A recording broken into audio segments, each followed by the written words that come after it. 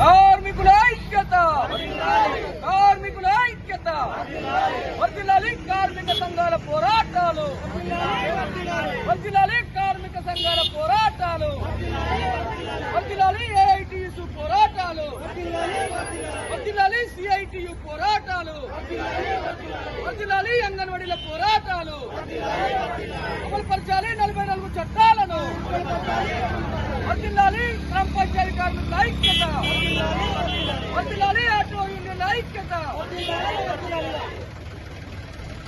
రద్దు చేయాలి విద్యుత్ సవరణ చట్టాన్ని. ఈరోజు శంకరాపట్నం మండల కేంద్రంలో అన్ని రంగాల అసంఘటిత కార్మికులంతా ఏకమై అంగన్వాడీ కార్మికులు, అదే రకంగా ఆశా వర్కర్లు, గ్రామ పంచాయతీ కార్మికులు, భవన నిర్మాణ కార్మికులు, అదే రకంగా వివిధ హమాలీ సంఘాల కార్మికులు, ఆటో యూనియన్ కార్మికులంతా ఏకమై ఇవాళ ఈ యొక్క మా స్థానిక ఉద్యమకారుడు పిట్టల సమ్మన్న గారి నాయకత్వంలో, అదే రకంగా సిఐటియు కన్వీనర్ చక్రపాణి గారి నాయకత్వంలో ఈరోజు ఈ మండల కేంద్రంలో పెద్ద ర్యాలీని నిర్వహించి మా గోడు మా సమస్యలను పరిష్కరించండి అని చెప్పేసి మొత్తుకుంటున్నటువంటి దుస్థితి ఈ రాష్ట్రంలో ఈ దేశంలో దాపరించింది. ఇవాళ కార్మికులు లేని దేశం లేదు. ప్రతిరోజు మనం పొద్దున లేచిన కాడ నుంచి ప్రతి సందర్భంలో కూడా కార్మికుల సేవలు లేకుండే మానవ మనుగడ లేనటువంటి పరిస్థితి ఉన్నప్పటికీ ఈ దేశంలో అనేకమైనటువంటి గొప్ప చట్టాలను తీసుకొస్తున్నామని చెప్పుకుంటున్నటువంటి నరేంద్ర మోడీ గారి ప్రభుత్వం ఇవాళ ఈ దేశంను అధోగతి పాలు చేస్తూ ఈ దేశంలో కార్మిక చట్టాలన్నింటినీ కూడా 44 కార్మిక చట్టాలను వాటిని నీరుగారుస్తూ, కార్మిక హక్కులను నీరుగారుస్తూ, కార్మిక కోర్టులను ప్రైవేటీకరణ చేస్తూ ఇవాళ కుట్రపూరితమైనటువంటి వ్యవహారం చేస్తా ఉన్నాడు. ఎందుకంటే ఇవాళ కార్మికులంతా వారి చట్టాల ప్రకారంగా ఉంటే ఆదాని అంబానీ లాంటి వారి కంపెనీలో పనిచేసేటువంటి కార్మికులు తిరగబడతారు. తిరగబడడం ద్వారా ఇవాళ కంపెనీలన్నీ కూడా కూలిపోతాయనేటువంటి ఉద్దేశంతో కార్మికుల హక్కులను నిర్వీర్యం చేస్తూ వస్తున్నటువంటి దుస్థితి మీద ఇవాళ ఈ శంకరపట్నం మండలంలో ర్యాలీ నిర్వహించడం జరిగింది.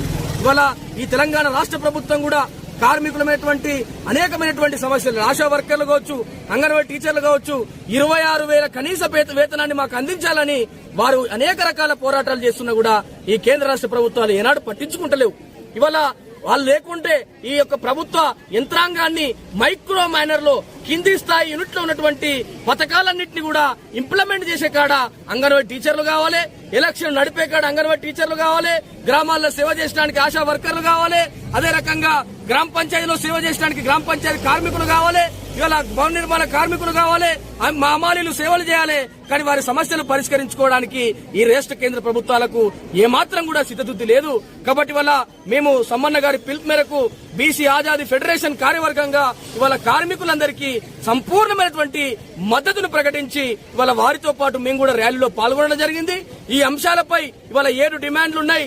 ఈ 7 డిమాండ్ల సాధన కోసం తప్పకుండా కూడా బీసీ ఆజాదీ ఫెడరేషన్ కూడా అన్నతో పాటు వీళ్ళందరితో పాటు తోడుగా ఉండి పోరాటం చేస్తారనే సందర్భంగా తెలియజేస్తూ, కేంద్ర రాష్ట్ర ప్రభుత్వాలు కార్మికులతో చెలగాటమాడితే తప్పకుండా మీకు గద్దె దిగే పరిస్థితి. కాబట్టి నేను హెచ్చరిస్తా ఉన్నా, మీ విధానాన్ని మార్చుకొని కార్మికుల పక్షాన మీరు నిలబడాలని చెప్పేసి రాష్ట్ర కేంద్ర ప్రభుత్వాలను హెచ్చరిస్తూ సందర్భంగా నేను తెలియజేస్తా ఉన్నాను.